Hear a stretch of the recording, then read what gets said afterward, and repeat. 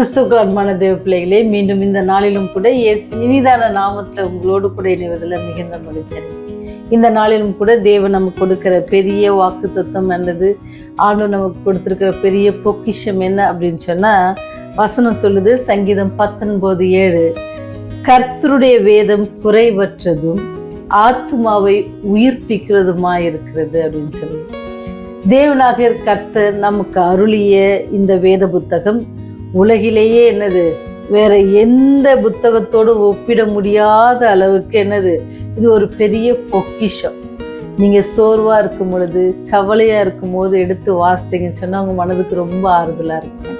ஒருவேளை நீங்க சந்தோஷமா இருக்கும் போது எடுத்து வாசித்தீங்கன்னு சொன்னா ஆண்டவரை குறித்து நீங்கள் நன்றி சொல்வதற்கு அது ரொம்ப வழிகாட்டும். நம்ம அல்லது நீங்க வியாதியா இருப்பீங்கன்னு சொன்னா உங்களுக்கு ஒரு புத்துணர்ச்சி கொடுப்போம். அதில் இருக்கிற வாக்குத்தத்த வசனங்கள், பயப்படாத, நான் கூட இருக்கிறேன், உன் நோய்கள் எல்லாம் நான் குணமாக்குவேன் அப்படின்னு சொல்ல, உன் கண்ணீரெல்லாம் நான் துடைப்பேன். இந்த மாதிரியான வார்த்தைகள்லாம் கேட்கும் பொழுது நம்ம எத்தனை பிரச்சனைகள் இருந்தாலும் அது நமக்கு என்ன செய்யும், ஒரு உற்சாகத்தார். ஒரு மருத்துவரோட நீங்க போகும் பொழுது மருத்துவம் மருந்துகள் செய்யாத காரியத்தை என்ன செய்யும், சில மருத்துவருடைய வார்த்தைகள் நமக்கு என்ன செய்யும் சொன்னா உற்சாகத்தை தரும். உனக்கு ஒன்றும் இல்லைம்மா, நீ நல்லாயிடுவ, இது சீக்கிரம் ஒரு வாரத்துல முடிஞ்சிடும், நீங்க கவலைப்படாதீங்க, நீ ஒரு வாரத்துல வீட்டுக்கு போயிடலாம் அப்படிலாம் கேட்கும் பொழுது ரொம்ப சந்தோஷமா இருப்பல்ல. அது மாதிரிதான் இது ஒரு பொக்கிஷங்க. இந்த வேதம் என்ன அப்படின்னு சொன்னா ஒரு பொக்கிஷம். ஒரு முறை என்ன செஞ்சாங்கன்னு சொன்னா, சோவியத் நாட்டுல கிறிஸ்துவை பற்றி பேசியதற்காக ஒரு பெண்மணி, அவங்க வயது எத்தனை அப்படின்னு சொன்னீங்கன்னு சொன்னா 17 years old, சரிங்களா, 17 வயது உரிய ஒரு பெண். என்ன செஞ்சாங்கன்னா, அவங்க பேர் எய்டா. அவங்க என்ன செய்யறாங்கன்னு சொன்னா 4 ஆண்டுகள் சிறைச்சாலையில இருக்கிறாங்க. ஏன்னு சொன்னா, சிறைச்சாலையில இருந்தது மாதிரி ரொம்ப வசதி வாய்ப்பு இல்லை. சில நேரம் ஆகாரம் கிடையாது, குளிர்ல போர்த்தி கொள்வதற்கு துணி கிடையாது. ரொம்ப சித்திரவதை அனுபவித்து 4 வருடம் கழித்தவர்கள் வெளியே வராங்க. அப்படி வரும் பொழுது அவங்க கிட்ட கேட்குறாங்க நிருபர்கள், நீங்க 4 ஆண்டுகள்ல சிறைச்சாலையில் இருந்த வாழ்க்கையில எந்த நேரம் உங்களுக்கு மிகவும் ரொம்ப கடினமான நேரமாக இருந்தது, அல்லது எந்த நேரம் உங்களுக்கு அதிக வேதனையை தந்ததாக இருந்தது அப்படின்னு கேட்டாங்களாம்.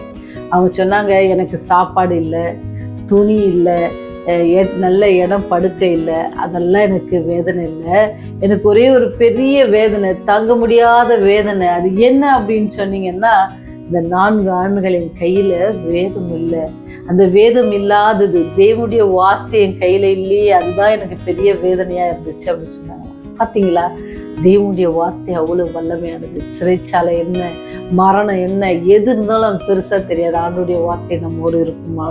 அதனாலதான் தாவீது பக்தன் ரொம்ப அழகா சொல்லுவாங்க, சங்கீதம் 119:72 என்ன சொல்றாங்க பாருங்க, அநேகமாயிரம் பொன் வெள்ளியை பார்க்கிலும் நீர் விளம்பின வேதமே எனக்கு நலம் அப்படிங்கிறாரு. ஒரு ராஜா சொல்லுகிற வார்த்தை. ராஜாவுக்கு எல்லாமே இருக்குது, அதெல்லாம் பெருசு இல்லை.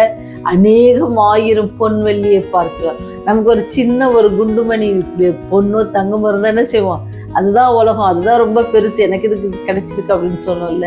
ஆனா இங்க ராஜா சொல்றாரு, அந்த பொன்வெள்ளியை காட்டிலும் நீர் விளம்பின வேதம் ரொம்ப நலம் ஆண்டவரே அப்படின்ட்டு சொல்லுவாரு.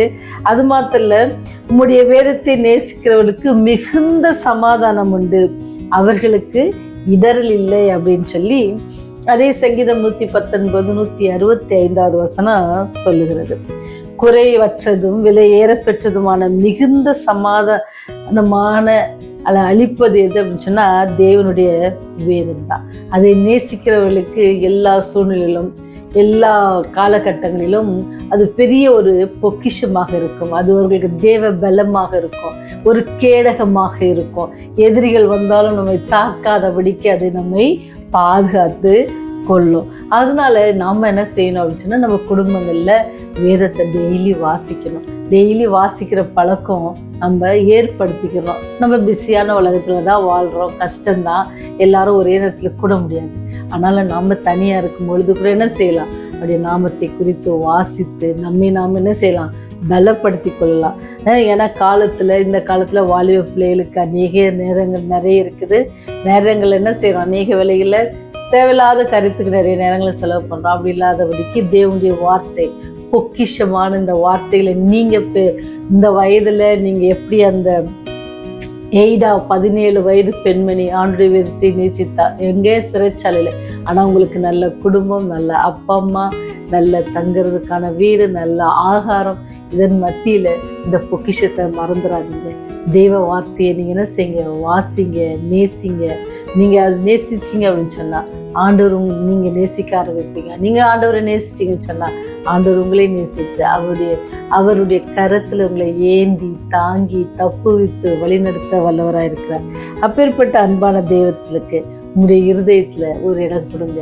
உங்க எல்லாத்தையும் கேட்கல, நீங்க நடந்து வாங்க, மட்டை போடுங்க, எனக்கு செலவைங்க, எனக்கு இதை கட்டுங்க அதை கட்டுங்கலாம் சொல்லலைங்க. உங்க இதயத்துல ஒரு சின்ன இடம் அவருக்கு நீங்க கொடுப்பீங்கன்னா அவர் வாசம் பண்ணுவார். அவர் வாசம் பண்ணுற இடத்துல எந்த தீங்கு உங்களை அணுகாதபடிக்கு, எந்த தீய பழக்கங்களும் உங்களை அணுகாதபடிக்கு அவர் காத்துக்கொள்வார். அப்பேற்பட்ட அந்த தெய்வம் சொல்லுகிறது, கர்த்தருடைய வேதம் குறைவற்றது.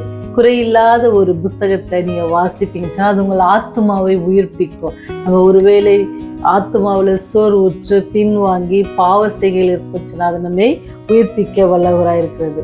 அப்பேற்பட்ட அந்த வேதத்தை நீங்க நேசித்து இன்னிலிருந்து நான் வேதத்தை வாசிப்பேன், தொடர்ந்து அவருடைய அன்பில் நிலைத்திருப்பேன் சொல்லி எங்களை ஒப்பு கொடுப்பீங்கன்னு சொன்னா நம்ம சேர்ந்து ஜெபம் செய்வோம். வேதத்தின் மூலம் எங்களோடு பேசும் தேவனே, வேதத்தை வாசிக்கவும் அதன்படி நடக்கவும் நீ எங்களுக்கு உதவி செய்யுங்க ராஜா. எங்களுக்கு ஆசை இருக்கிறது, வாஞ்சை இருக்கிறது ஆண்டவரே, ஆனால் எங்களுடைய மாமிசத்திலோ பலவீனம் காணப்படுகிறது தகப்பனே. நாங்களுடைய அன்பை நேசிக்கிறோம், ஆண்டவருடைய வேதத்தை வாசிக்கிறோம், பலவீனத்தினால் ஆண்டவரே பாவத்தில் சிக்கிக்கொள்கிறோம் தகப்பனே. அப்படி சிக்கிக்கொள்ளாதபடிக்கு நீர் எங்களை பாதுகாத்து கொள்ளுங்க. அதற்கான ஞானத்தை எங்களுக்கு தாங்க தகப்பனே. வாலிப பிள்ளைகளை உடைய கருத்துல ஒப்பு கொடுக்கிறோம். உடைய ரத்த கோட்டைக்குள்ள அவர்களை மறைத்து கொள்ளுங்க ஆண்டவரே. சாத்தான் எய்கிற எந்த ஆயுதமும் வாய்க்காதபடி நீங்க செய்வேணுமாய் கெஞ்சி மன்றாடுகிறோம். அந்த பிள்ளைகள் தொடர்ந்து உங்களுக்கு சாட்சிகளாக ஆண்டவரே உடைய சத்தியத்துக்கு தூண்களாக ஜீவிக்க அவர்களுக்கு உதவி செய்யுங்க. பாதுகாத்து கொள்ளுங்க சாமி, வழி நடத்துங்க. உங்களுடைய ராஜ்யம் வரும் பொழுது நாங்கள் ஒருவரும் கெட்டு போகாதபடிக்கு அந்த நித்திய ராஜ்யத்துல உம்மோடு கூட நித்தியமாக வாழ்கிற அந்த ஸ்லாக்கியத்தை பாவிகளாக எங்களுக்கு தர வேண்டுமா? இயேசுவின் மூலம் தாழ்மையோடு ஜெபிக்கிறோம் பரலோக பிதாவே. ஆமென், ஆமென்.